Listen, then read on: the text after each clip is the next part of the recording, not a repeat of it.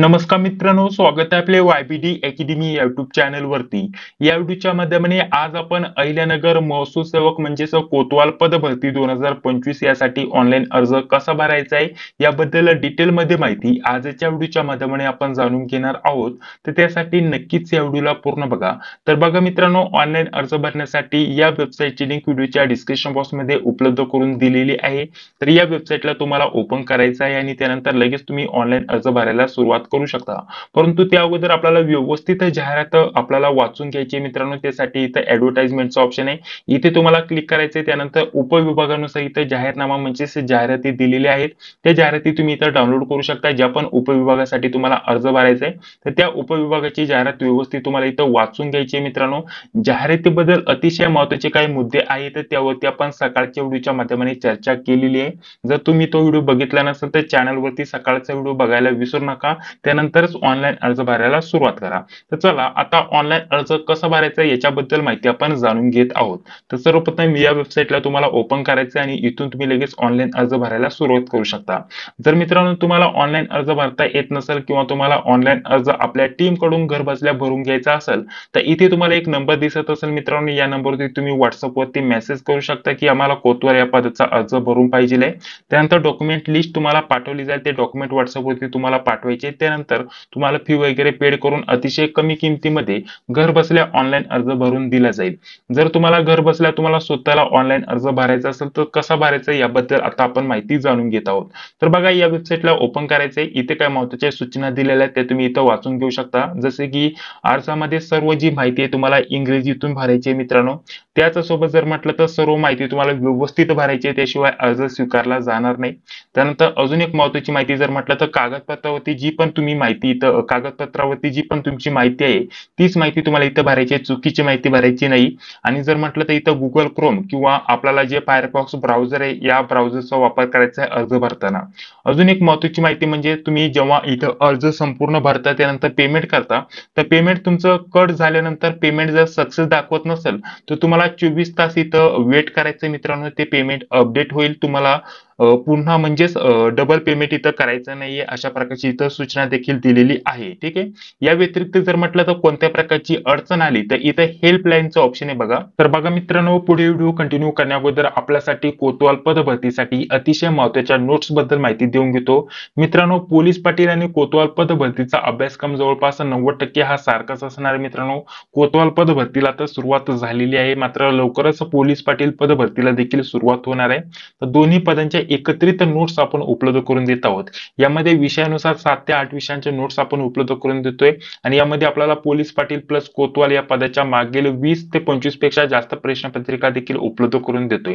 यामध्ये मराठी, इंग्रजी, गणित बुद्धिमत्ता, IMPGK, चालू घडामोडी, जिल्ह्याची माहिती हे सर्व आपण उपलब्ध करून देतोय नोट्स मध्ये. आणि यासोबत 25 पेक्षा जास्त क्वेश्चन पेपर देखील आपण उपलब्ध करून देतोय. यामध्ये तुम्हाला एक व्हॉट्सअप ग्रुपची, ठीक आहे, आपला जो प्रायव्हेट व्हॉट्सअप ग्रुप आहे, प्रायव्हेट टेलिग्राम ग्रुप आहे, त्याची लिंक देखील भेटून जाईल. तिथे रेग्युलर अपडेट तुम्हाला सर्व भेटून जातील मित्रांनो. ठीक आहे. तर यांची सर्वांची एकत्रित किंमत ठेवलेली 199 रुपीज. यामध्ये तुम्हाला अभ्यासक्रमासाठी आपल्याला टोटल जर म्हटलं तर सिलेबस नुसार आपल्याला 7 ते 8 विषयांच्या नोट्स प्लस 25 पेक्षा जास्त क्वेश्चन पेपर उपलब्ध करून देतोय. तर यांची सर्वांची एकत्रित किंमत ठेवलेली 199 रुपीज. जर पाहिजे असेल तर 9139643199 या नंबरवरती आपल्याला फोन पे, गुगल पे किंवा पेटीएमच्या माध्यमाने पेमेंट करायचं आहे आणि याच नंबरवरती व्हॉट्सअपवरती तुम्हाला स्क्रीनशॉट पाठवायचा आहे. मित्रांनो, कोतवाल पद भरतीसाठी कॉम्पिटिशन अगदी कमी असणार आहे. जर तुमच्या गावाचं नाव असेल तर नक्कीच व्यवस्थित अर्ज भरा, तुमच्यासाठी चांगली संधी असणार आहे मित्रांनो.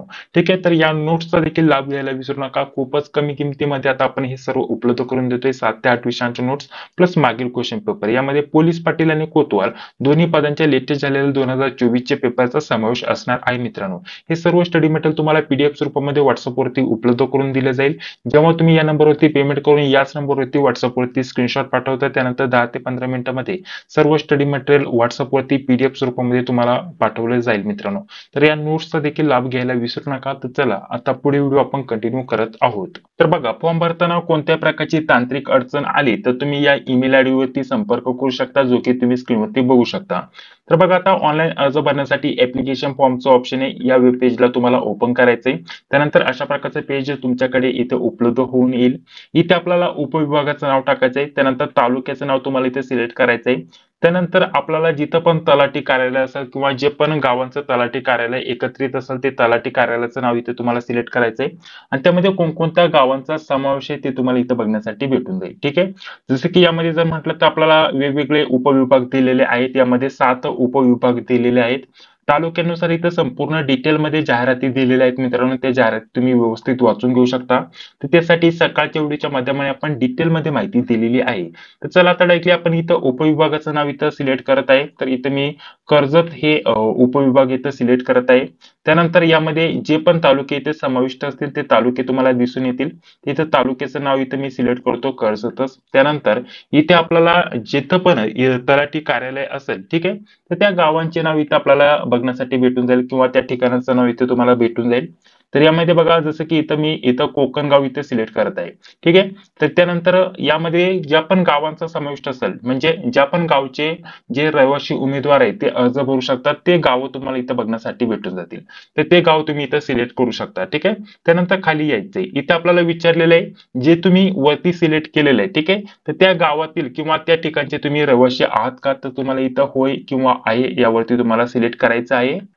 त्यानंतर पुढे बघा आता आपल्याला उमेदवाराचं संपूर्ण नाव टाकायचंय. ठीक आहे. तर तुमचं संपूर्ण इंग्लिशमध्ये तुम्हाला इथं नाव टाकायचंय. त्यानंतर संपूर्ण आपल्याला पत्ता टाकायचा आहे मित्रांनो. जसा आधार कार्डवरती संपूर्ण पत्ता असतो तसा पत्ता तुम्हाला टाकायचा आहे. त्यानंतर इथे मोबाईल नंबर तुम्हाला इथं भरायचा आहे मित्रांनो. त्यानंतर ईमेल आयडी तुम्हाला इथं भरायचा आहे मित्रांनो. त्यानंतर तुमची जन्मतारीख तुम्हाला इथे टाकायची आहे. त्यानंतर लिंग तुम्हाला इथे सिलेक्ट करायचं आहे. मेल फिमेल जे पण असेल पुरुष महिला जे पण असेल ते तुम्ही इथे सिलेक्ट करू शकता. इथे जन्मतारीख टाकण्यासाठी इथं क्लिक केल्यानंतर अशा प्रकारचा तक्ता तुमच्याकडे इथे ओपन होऊन येईल. तुम्हाला वर्ष त्यानंतर तुमचा जो पण महिना असेल तो तुम्हाला इथे सिलेक्ट करायचा आणि जन्मदिनांक तुम्हाला इथे सिलेक्ट करायचा या स्वरूपामध्ये. त्यानंतर तुमचं लग्न झालेलं आहे की नाही या प्रकारचं येऊन जाईल. तर झालं असेल तर आहे अशा प्रकारचं तुम्हाला इथे भरायचंय किंवा नाही तुम्ही सिलेक्ट करू शकता. नसेल तर तुम्हाला इथं नाही वरती सिलेक्ट करायचं आहे. त्यानंतर इथं आपल्याला जातीचा प्रवर्ग म्हटलेला आहे म्हणजेच कास्ट तुम्हाला सिलेक्ट करायचे मित्रांनो. आता तुम्ही हे सिलेक्ट केल्यानंतर तिथे कोणत्या आरक्षणासाठी इथं म्हणजेच कोणत्या कॅटेगरीसाठी जागा उपलब्ध आहे ते ऑटोमॅटिकली इथे येऊन जाईल मित्रांनो. जर ओपन म्हणजे खुला प्रवर्गासाठी जागा असेल तर सर्व तुम्ही कॅटेगरी इथं बघू शकता आणि ज्या पण कॅटेगरी मार्फत तुम्ही इथं अर्ज भरत आहे ते तुम्ही इथं सिलेक्ट करू शकता. मात्र आता जे मी वरती सिलेक्ट केलेलं आहे यामध्ये जर म्हटलं तर इथं सर्वप्रथम उपविभागाचं नाव सिलेक्ट केलं, तालुक्याचं नाव, त्यानंतर तलाठी कार्यालयाचं नाव सिलेक्ट केलं आणि ज्या पण गावांचा समाविष्ट आहे त्यामध्ये तर ते गावाचं नाव सिलेक्ट केलं. तर तिथे ज्यांच्यासाठी पण आरक्षण आहे ते आरक्षण तुम्हाला इथं दिसून येईल मित्रांनो. जसे की इथं जातीचा प्रवर्ग आलेला आहे. ठीक आहे. तर हे तुम्हाला इथं बघण्यासाठी भेटून जाईल. तर ते तुम्हाला ऑटोमॅटिकली सिलेक्ट करण्यासाठी ऑप्शन येऊन जाईल. जसं की मी इथं सिलेक्ट करतो. तर बघा इथं आपल्याला इथं या कॅटेगरीसाठी इथं जागा आहे तर तीच कॅटेगरी तुम्हाला इथं बघण्यासाठी भेटून जाईल.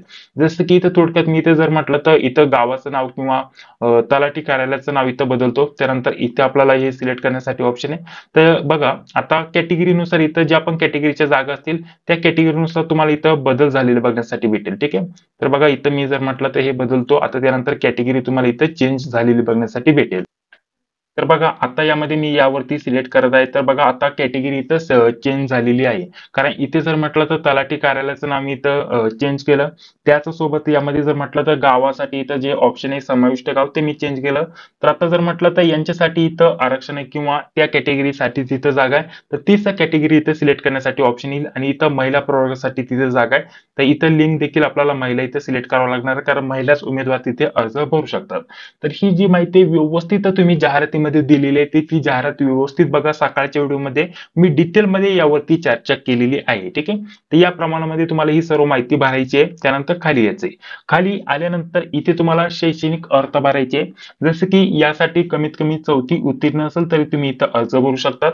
यामध्ये आपल्याला विद्यापीठाचं नाव टाकायचंय, बोर्डाचं नाव टाकायचंय, त्यानंतर उत्तीर्ण केव्हा झालं ते त्याचं वर्ष टाकायचंय, प्राप्त गुण हे तुम्हाला टाकायचंय, एकूण किती गुणांपैकी इथं आपल्याला जे आहेत ते तुम्हाला टाकायचंय आणि तुम्हाला किती पर्सेंटेज म्हणजे टक्केवारी पडली ते तुम्हाला इथं भरायचंय. जसं की इथं तुम्ही 4थीची, 5वीची, 6वीची, 7वीची, 8वीची, 9वीची माहिती कोणतीही इथं माहिती भरू शकता, काही अडचण नाही. ठीक आहे. आणि इथं 10वीची माहिती भरायची, 12वीची, ग्रॅज्युएशनची आणि इथं पोस्ट ग्रॅज्युएशनची इथं माहिती भरायची. आता यामध्ये जर म्हटलं तर आपल्याला 4थी, 5वी, 6वी, 7वी, 8वी कोणतीही माहिती भरली तुम्हाला काही अडचण येणार नाही मित्रांनो. ठीक आहे. जसं की इथं मी सर्वप्रथम विद्यापीठाचं नाव इथं उदाहरणार्थ तुम्हाला सांगत आहे, इथं मी पुणे सिलेक्ट केलं, तर तुम्ही इथं बोर्डाचं नाव तुम्ही इथं भरू शकता किंवा तुमच्या संस्थेचं नाव इथं तुम्ही भरू शकता. ठीक आहे. त्यानंतर उत्तीर्ण तुम्ही केव्हा केलेले ते उत्तीर्णचं वर्ष तुम्हाला इथं भरायचंय. त्यानंतर एकूण किती प्राप्त गुण झाले. आता यामध्ये जर म्हटलं तर तुम्हाला 8वी पर्यंत पास करून घेत होते, परंतु 9वीचा तुमच्याकडे दाखला असेल तर 9वीची माहिती तुम्ही इथं भरू शकता, काय अडचण नाही.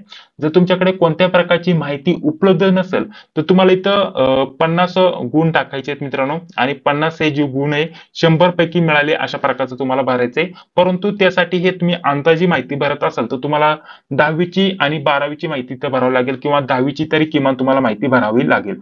जर तुमच्याकडे 4थी, 5वी, 6वी, 7वी, 8वी यापैकी कोणतंही आपल्याकडे प्रमाणपत्र किंवा जी निकालाची माहिती किती गुण होते, किती गुण मिळाले तुम्हाला, ही कोणत्या प्रकारची माहिती तुमच्याकडे नसेल तर तुम्ही 10वीची माहिती भरू शकता, 12वीची माहिती भरू शकता, काही अडचण नाही. परंतु इथं 4थी, 5वी, 6वी, 7वी, 8वी, 9वी यापैकी एक माहिती तुम्हाला कंपल्सरी भरणं गरजेचं असणार आहे.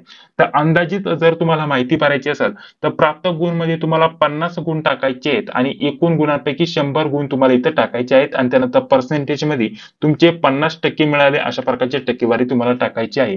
कारण यामध्ये नोटिफिकेशन मध्ये याबद्दल कोणत्या प्रकारचं अपडेट व्यवस्थित दिलेलं नाहीये. नोटिफिकेशन मध्ये अपूर्ण माहिती दिलेली आहे. परंतु जर ही माहिती भरायचीच नसेल, कारण ऑलरेडी जर म्हटलं तर एखादा विद्यार्थी 10वी उत्तीर्ण आहे, मागील सर्टिफिकेट त्याच्याकडे नसतील तर त्यांनी पुढे काय माहिती भरायची, म्हणजे मागील जी माहिती ती काय टाकायची. तर याच्यासाठी लेटेस्ट जर म्हटलं तर आपल्याला हायकोर्ट, ठीक आहे, मुंबई हायकोर्ट किंवा लेटेस्ट जेवढे पण आता जर म्हटलं तर कोर्टाच्या पदभरती झाली त्याच्यामध्ये देखील 7वी पास वरती पदभरती आली होती.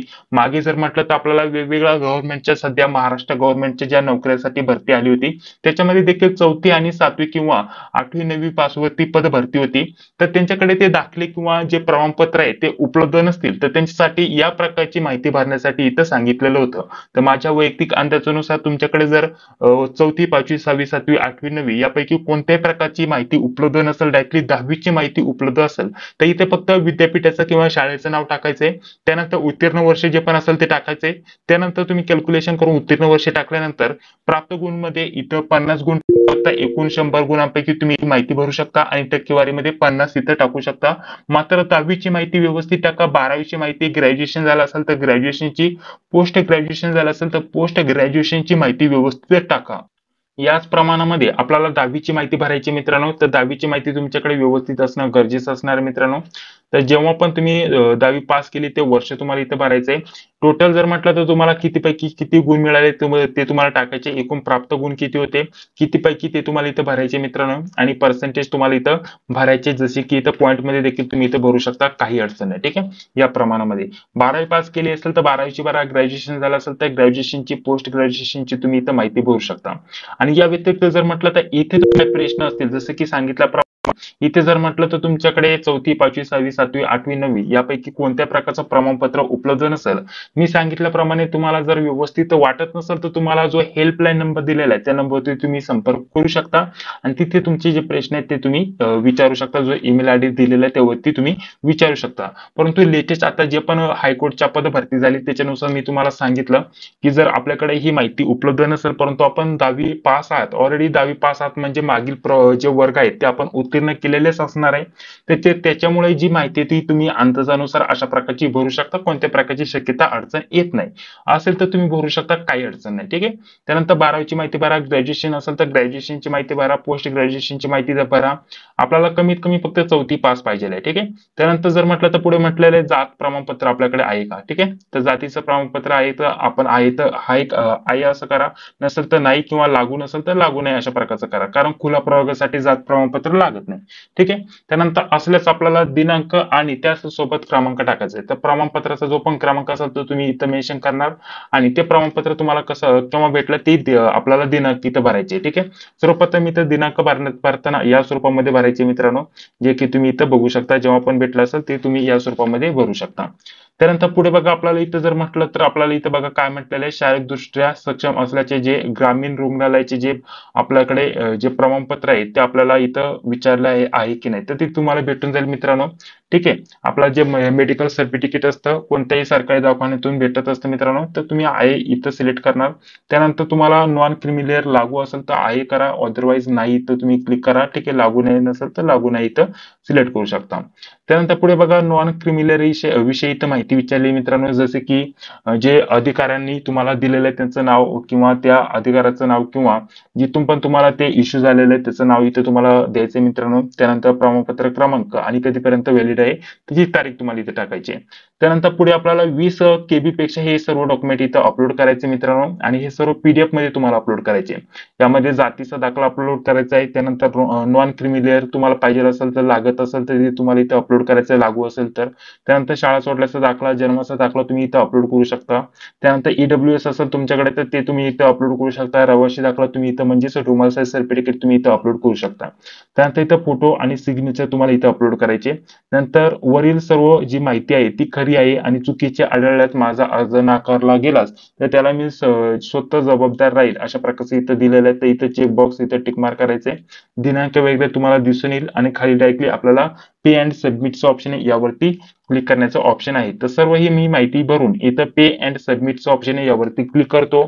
त्यानंतर बघा पेमेंट करण्यासाठी अशा प्रकारचे ऑप्शन तुमच्याकडे इथे येऊन जाईल. किती पेमेंट तुम्हाला भरायचं आहे त्याच्याबद्दल इथं माहिती दिलेली आहे.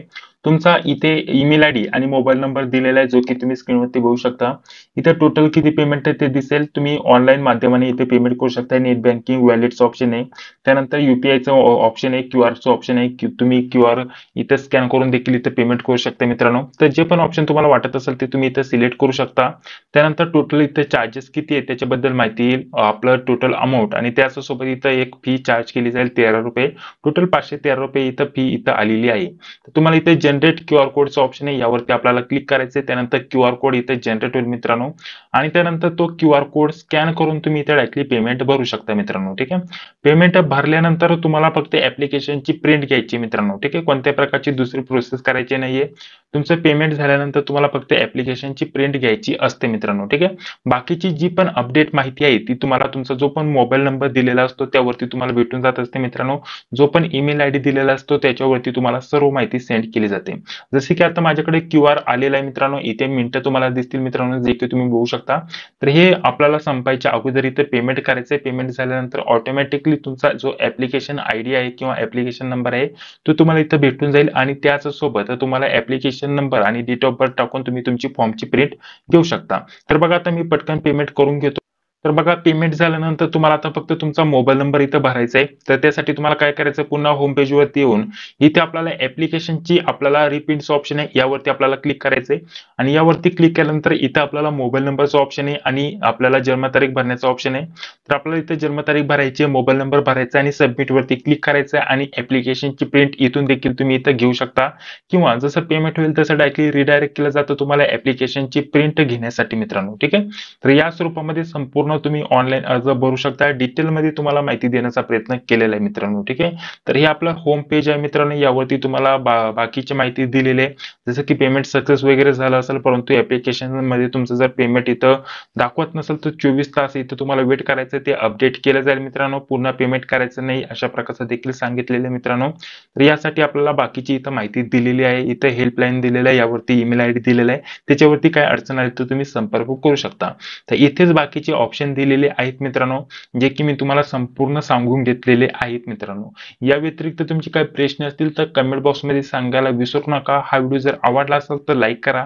चॅनलवरती पहिल्यांदा आला असेल तर चॅनलला देखील सबस्क्राईब करा. जी बेल येते ती लाईक क्लिक करा जेणेकरून मी जेव्हा पण व्हिडिओ अपलोड करत असतो त्या व्हिडिओचे नोटिफिकेशन तुम्हाला लगेच भेटून जाईल. तर चला भेटूया आता पुढील व्हिडिओमध्ये. जय हिंद, जय महाराष्ट्र.